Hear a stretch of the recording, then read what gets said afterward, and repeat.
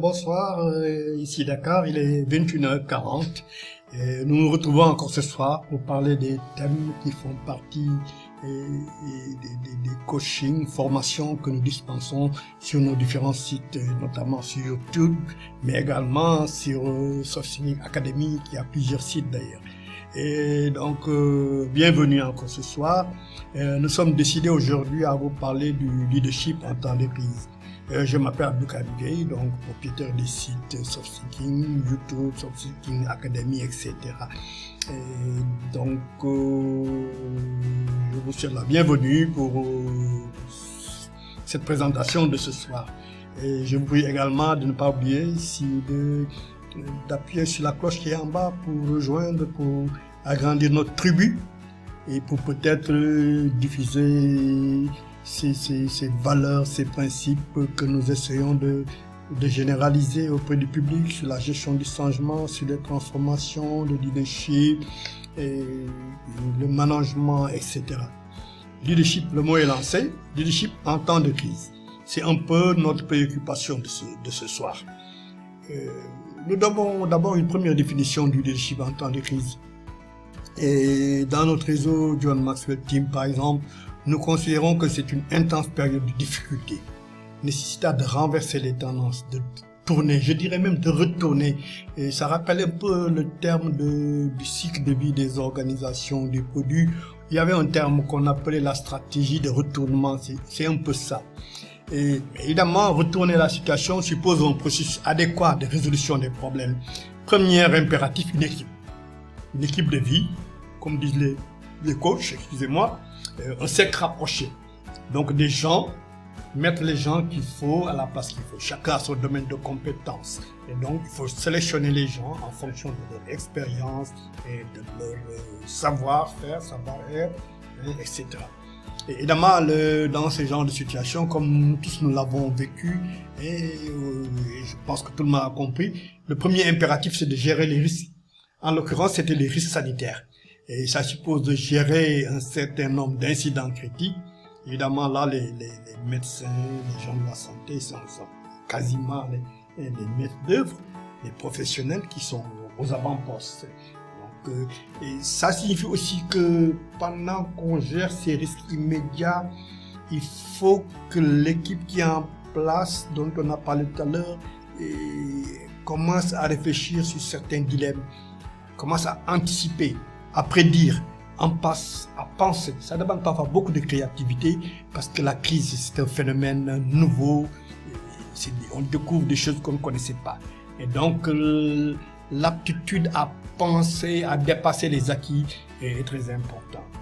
Évidemment, si cette situation des incidents critiques, des crises immédiates s'améliore, il faut essayer de voir comment préparer une nouvelle phase. Parce que ce genre de crise, en principe, a désarticulé. Par exemple, l'économie. En plus de la santé, beaucoup d'activités en ont pâti. Donc, souvent, la phase qui suit, c'est une phase de restauration de la liquidité.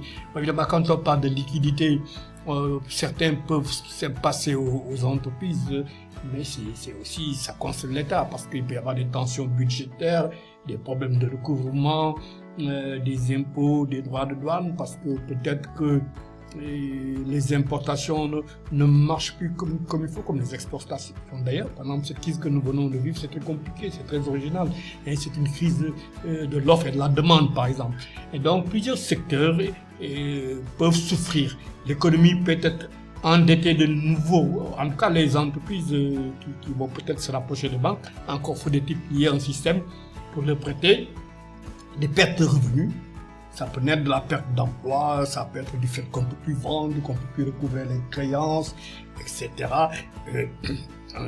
Malheureusement, souvent aussi la terminaison de contrats, des ruptures de contrats, parce que, par exemple, l'entreprise se rend manifestement compte qu'elle ne peut pas continuer à supporter des charges, alors que de l'autre côté, il n'y a aucune contrepartie. Donc, il y a des secteurs qui sont vraiment très touché, hein, comme le secteur touristique, les compagnies d'aviation, etc., loisirs, tout ça, c'est une chaîne de valeur très, très complexe. Hein. Donc, et évidemment, la difficulté maintenant, et l'objectif, c'est de créer la valeur. Je me dis qu'il y a beaucoup de R, recréer, restaurer, redresser, restructurer, retourner. Et donc, comment aller vers la croissance. Voilà donc un ensemble d'enjeux très importants, et donc en période de crise. Maintenant, évidemment, il y a un problème. Les managers, en principe, vont gérer dans ce contexte de difficulté, mais le management ne suit pas. Il faut du leadership. Et les leaders en chef devraient investir sur un credo primordial. Les gens d'abord. Les gens, ça peut être les citoyens, ça peut être les travailleurs, les clients, tout dépend. Et donc, le leader va gagner en crédibilité si les parties prenantes sentent que son credo, son engagement, c'est ça. Les gens d'abord, que c'est une priorité. Et je dirais la priorité numéro 1. Ça peut être les citoyens, les clients, les populations. Par exemple, la sécurité d'abord. Et le problème qui se pose aux leaders, c'est comment faire pour démontrer cela. Et comment faire pour démontrer aux gens que je pense à eux, que je suis avec eux, que je suis derrière eux, que j'essaie de les élever, que je fais tout pour ne pas tomber avec eux en même temps. Comment réussir l'empowerment, donc le renforcement des gens. Ça peut être le renforcement des capacités, ça peut être le renforcement moral, etc. Donc voilà un ensemble de facteurs, d'indices qui montrent que nous sommes en face d'un leader qui est destiné à accompagner les gens en temps de crise. Ça peut aller très loin, ça peut aller dans sa capacité à nouer des alliances, des alliances pour le redressement avec des gens compétents, etc. Donc, le credo devient pour ces leaders donner la preuve de son propre engagement. Donner la preuve de son propre engagement, donner l'exemple. Et l'image de leader, il va l'acquérir parce que les gens vont se dire, mais tiens, celui-là, il connaît les chemins, il connaît la trajectoire, il est là pour emprunter le chemin en même temps que nous, il nous montre la voie. C'est un peu le facteur distinctif. On est au-delà du management qui est peut-être la gestion du quotidien avec des processus, etc. Et cela, dans l'équipe de vie, il y a peut-être des gens très doués pour le faire, par exemple pour restaurer les chaînes logistiques et tout. Mais derrière, il faut ce leader qui connaît le chemin, qui va l'emprunter avec les autres, qui va dire aux gens, oui, on y est les gars, on y va. Et donc, ça demande de lui et de tous les leaders qui vont l'accompagner dans ce processus, une capacité à regarder la crise comme une opportunité, comme un défi. Capacité à transformer l'adversité en avantage. Capacité à créer le sens de l'urgence auprès des gens, le sens de la discipline, de la résilience, de la vigilance.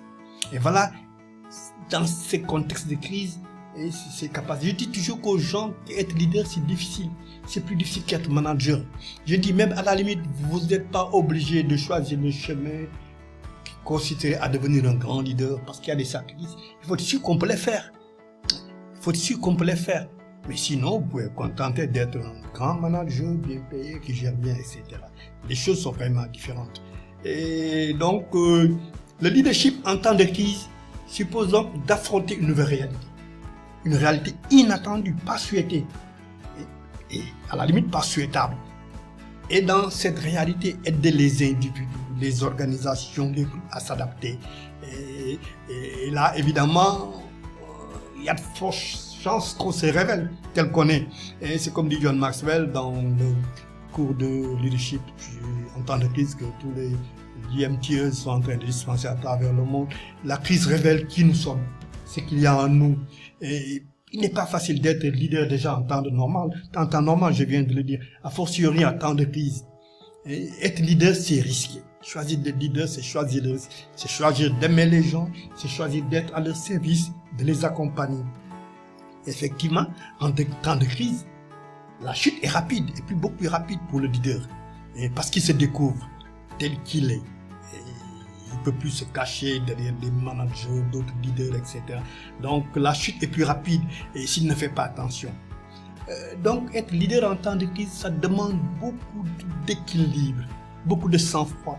Et cette capacité à envisager ce qui est positif et ce qui est négatif.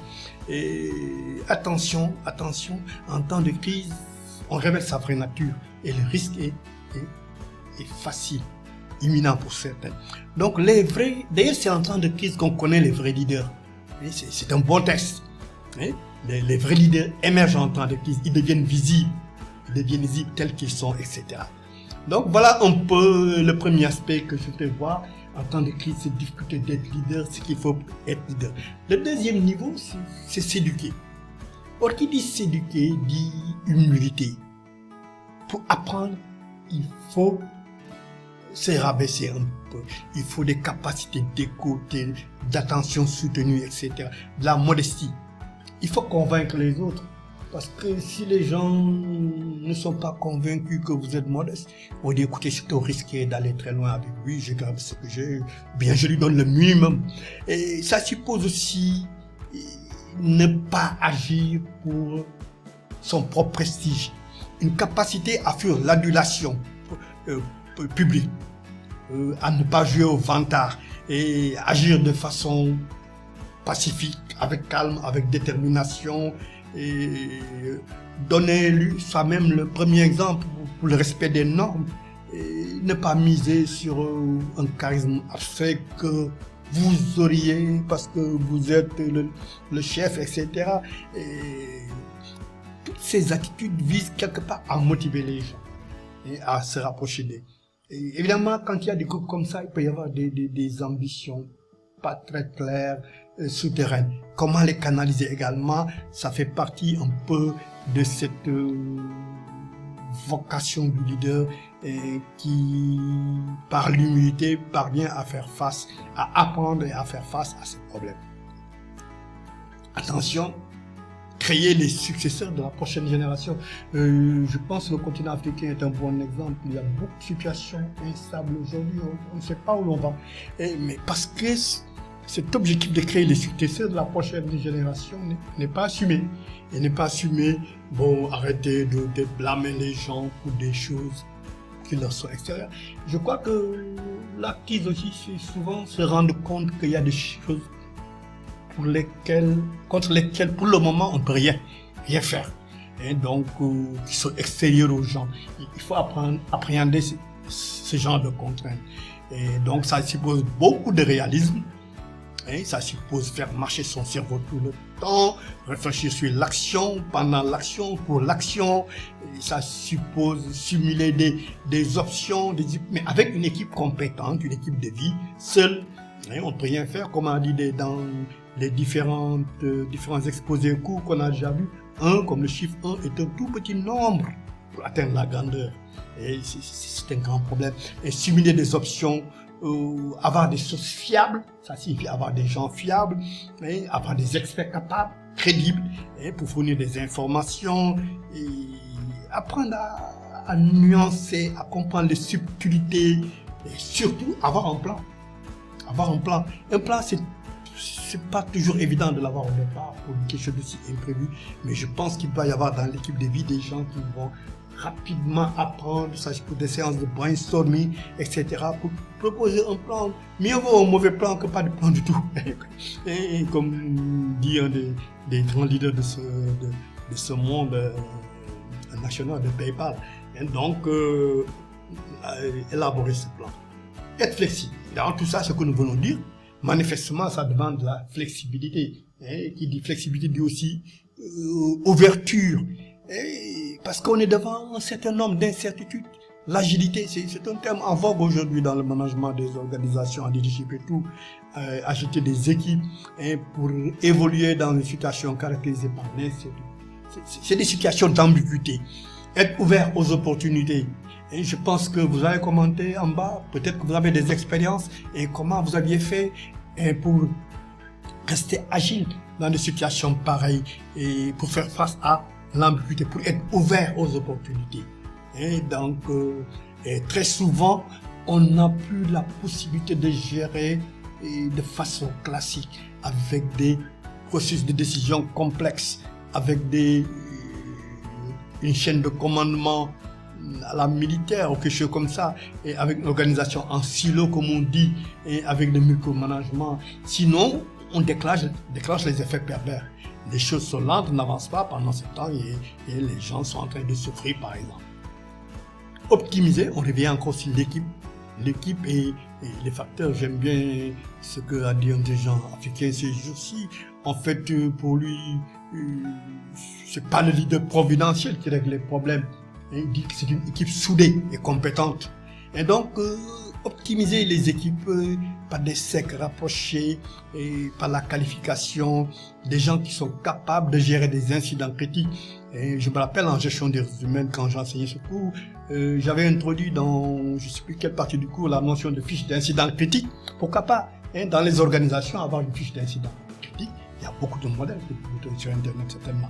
Et puis que ça rentre dans le processus de management en général et de management de gestion des humains à la disposition des employés, par exemple. Et ce sont des équipes solidaires qui gagnent, capables d'approfondir les tendances. Partout, il y a d'énormes changements. C'est que peut-être le leader a pu régler ce genre de problème.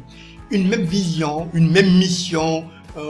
C'est un peu comme, je crois que c'est les 7 mousquetaires, si j'ai pas toute mémoire, tous pour un, pour tous. Et donc, ensemble, on est plus intelligent qu'une seule personne.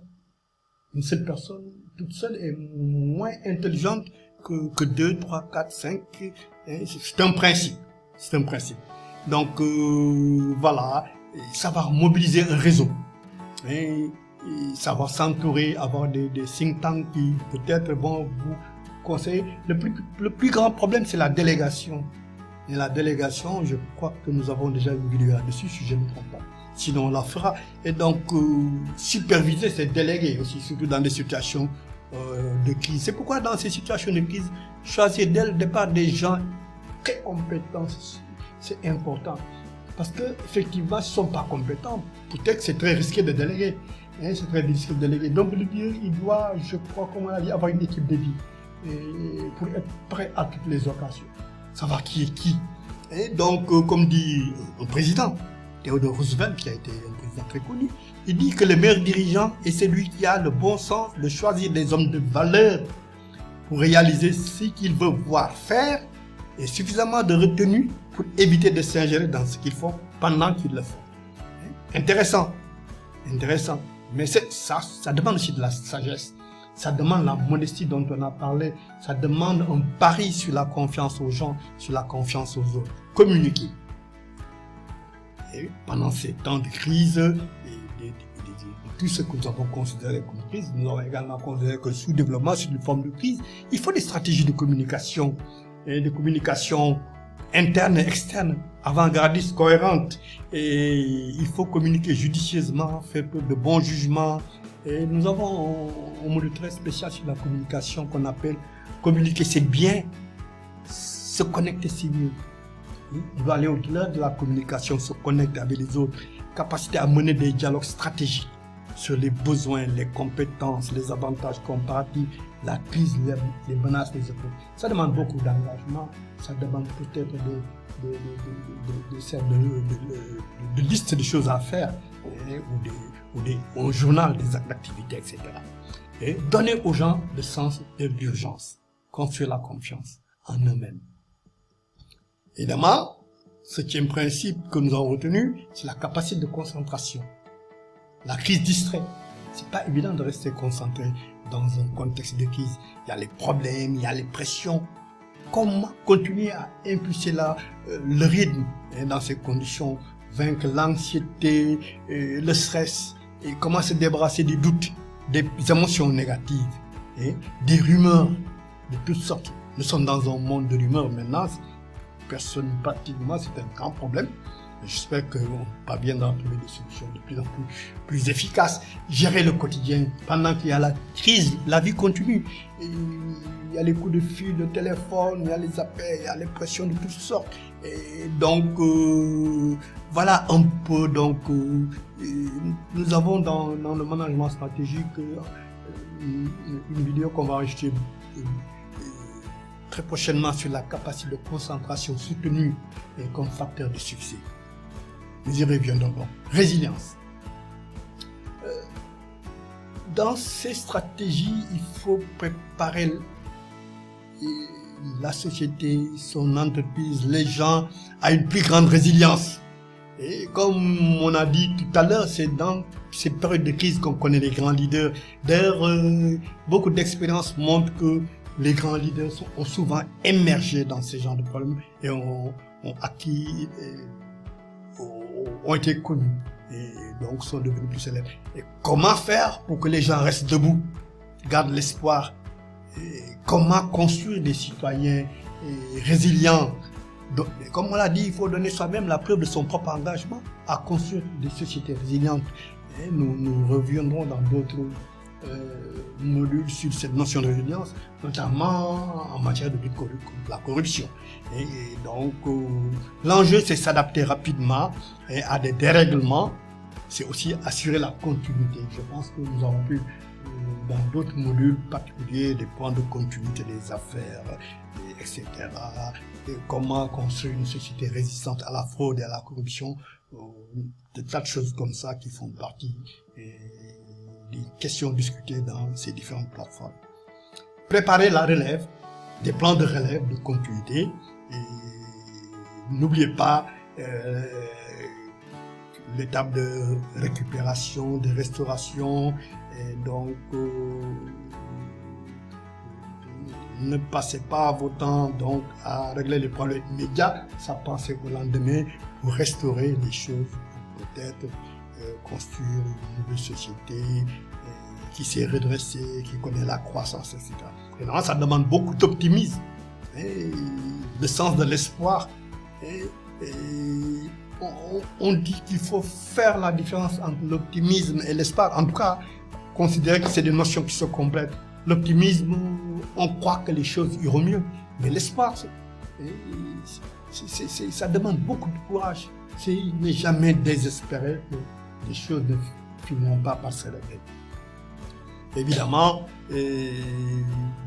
la crise constitue une opportunité d'introspection sur nos modèles, nos fonctionnements. Quand vous entendez les débats dans les pays sous-développés, et même en France, quand vous regardez les grands débatteurs sur les chaînes YouTube, aux États-Unis, partout, il y a des gens qui remettent carrément en cause les modèles existants, le développement économique, du capitalisme, etc., à partir de cette crise que nous venons de. Un thème intéressant dont on discutera peut-être dans d'autres occasions. Pensez au futur. Les grands leaders, les grands managers, je dis toujours, dans certains cours, ils ont un pied dans le passé, un dans le présent et la tête dans l'avenir. C'est une image. Les crises comme celles que nous vivons sont révélatrices de nos capacités de leadership, de nos capacités d'optimisme, de nos capacités de résilience, d'inventivité, de créativité, de ce que nous sommes vraiment. Quand on est dans l'action, c'est difficile de ne pas révéler qui on est vraiment. Et de nos capacités de leadership, de notre volonté de nous poser de nouveaux types de réflexions. Qu'est-ce qui est souhaitable? Est-ce que les modèles ne sont pas à remettre en cause, à ajuster, etc. De notre capacité d'être discipliné, de nous conformer à une discipline pour peut-être régler les problèmes de la manière, de notre optimisme, de notre foi. Voilà ce que je voulais dire. Et vos commentaires, s'il vous plaît, sur la boîte, ça sert à ça. Et donc, vous trouverez ces modules de manière approfondie sur notre plateforme en ligne. Peut-être que vous commencez à vous habituer aux autres plateformes. Et nous vous invitons à nous rejoindre dans ce vaste débat. Nous sommes même en train d'introduire des innovations. Si vous regardez la chaîne YouTube, vous verrez déjà qu'on a commencé à mettre des compartiments. Et on a acheté 2 compartiments en anglais. Et les premières vidéos sur le leadership en anglais sont en train d'être postées. Et pour les gens qui aiment l'anglais, ils ont l'occasion. On a prévu un nouveau compartiment pour le Wolof, la langue donc une langue parlée en Afrique de l'Ouest, surtout au Sénégal. Et évidemment là, je cherche des partenaires pour animer tout ça dans la langue Wolof, parce que c'est des jargons assez techniques. Donc voilà, on avance, c'est difficile, mais il faut élargir le cercle. C'est un combat, c'est le combat de tout le monde. Donc, n'oubliez pas d'appuyer sur la cloche en bas, de nous rejoindre. Si vous voulez même avoir vos propres vidéos, animer des vidéos, si nous sommes sur la même longueur d'onde, sur les mêmes projets, pourquoi pas, on peut en discuter. Voilà donc, à bientôt. Et rejoignez aussi sur nos blogs où ces choses sont discutées. J'espère que ça vous a fait intéresser et que vous commenterez sur tout ce que j'ai dit. Vous taperez votre propre expérience, vos questions. Et parce que, comme je dis encore une fois, nous les Africains, nous devons penser par nous-mêmes, pour nous-mêmes, mais aussi nous devons agir par nous-mêmes et pour nous-mêmes. Donc nous avons tout ce chemin à traverser ensemble. Merci, j'espère que ça a été utile.